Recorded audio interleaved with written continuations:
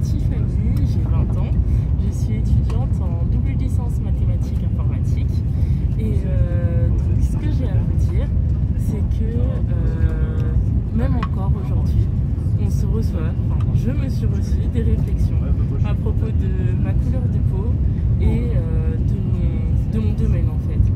C'est-à-dire que on m'a souvent dit que comme j'étais une femme, je pourrais pas réussir dans les sciences, que c'était pas possible, qu'il fallait peut-être mieux que je fasse infirmière ou ce genre de choses.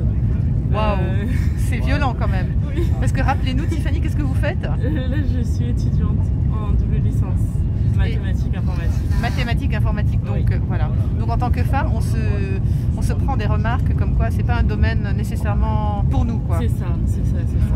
Et le fait que je sois noire aussi, je pense que ça a joué énormément. Dans quel sens? Dans le sens où on m'a dit que je serais peut-être mieux à faire des ménages plutôt qu'étudier. Vraiment? Ah oui. Mais des gens jeunes, des gens de votre génération, ou de vieilles... Comment ça se... Alors, il y a eu des personnes de ma génération, des étudiants aussi. Il y a également eu mon tuteur de stage. Waouh. J'ai fait un stage dans une entreprise de développement d'intelligence artificielle parce que c'est le domaine qui m'intéresse. Waouh. Oui. Et on m'a dit que ce serait mieux que je fasse des ménages plutôt que de m'intéresser à ce domaine-là parce que j'aurais jamais les compétences. Mais sans vous connaître, Sans me connaître. sans que vous ayez passé 2-3 mois à côté d'eux, c'est juste comme ça? C'était un stage de 2 mois. Ouais. Et au bout de 2 semaines, je suis partie. Parce que j'en pouvais plus. Vous êtes partie de ce stage à cause de ce qu'on vous disait, à cause de cette ambiance, Oui, de ce qu'on vous renvoyait au fait. Oui. Ça me donnait vraiment pas du tout envie de rester. Et je conçois pas ces choses-là en fait. Alors qu'on pense, vous voyez, que c'est déjà, voilà, qu'aujourd'hui la société est un peu plus ouverte, plus tolérante, que les femmes ont leur place finalement, et que la couleur de peau n'importe pas tant que ça pour le domaine de travail. C'est pas du tout le cas encore. Oui. Et c'est triste en fait. Et c'est triste. C'est triste parce que... Qu'est-ce que ça vous fait au fait quand vous recevez ça, quand on vous dit tu n'y arriveras jamais, ou tu ferais mieux faire des ménages? En fait, d'un côté je suis triste, mais d'un autre, je suis habituée en fait. Donc c'est banal quelque part. C'est ça. Donc je sais que je dois travailler. Doublement peut-être? Peut-être plus. Enfin, c'est même pas peut-être, c'est sûrement plus pour réussir en fait. Parce que je sais qu'il y aura toujours des personnes qui me feront ce genre de réflexion et qui me mettront des bâtons dans les roues. Waouh, ce genre de réflexion et des bâtons dans les roues.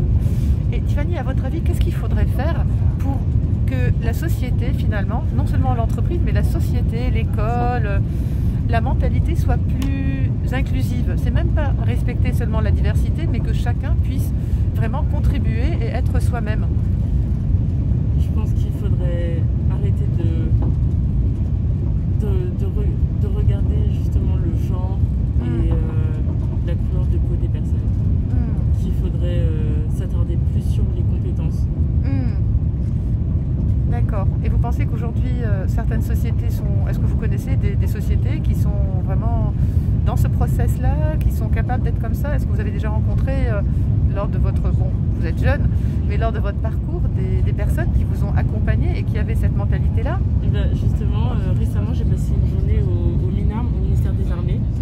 Et j'ai rencontré une colonelle qui m'a vraiment encouragée à continuer, qui m'a dit que j'avais un bon dossier et que pour mon master, si jamais je voulais venir le faire en alternance avec eux, c'est possible. Donc, une femme. C'est ça.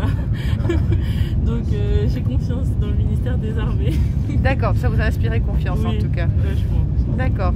Et est-ce que vous pensez que l'éducation finalement qu'on va donner à nos enfants joue? Est-ce que l'école a un rôle? Qu'est-ce que vous ferez vous par exemple de votre point de vue ou dans votre environnement pour éviter que ça ne se reproduise, en tout cas dans votre écosystème proche?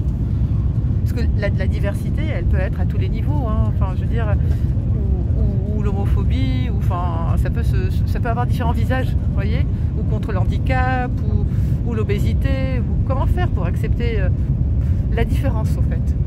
Franchement, j'en ai aucune idée, parce que malgré toutes les campagnes qui peuvent être menées, les affichages contre le harcèlement, contre